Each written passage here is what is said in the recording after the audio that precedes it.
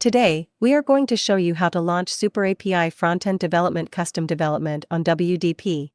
Custom Development and the SuperAPI Development Documentation. Developers can find the necessary content for custom development based on SuperAPI.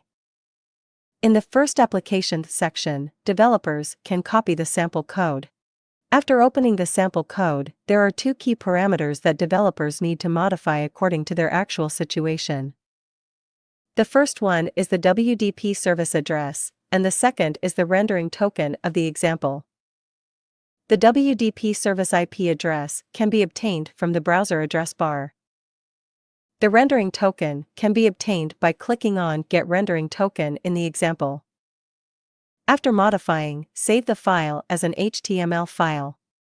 By opening it in a browser, the sample code can run. Developers can develop their own business panels on the web and use SuperAPI to complete digital twin applications that suit their own business. That's all for this video. To learn more, please check our other videos. Thank you for watching.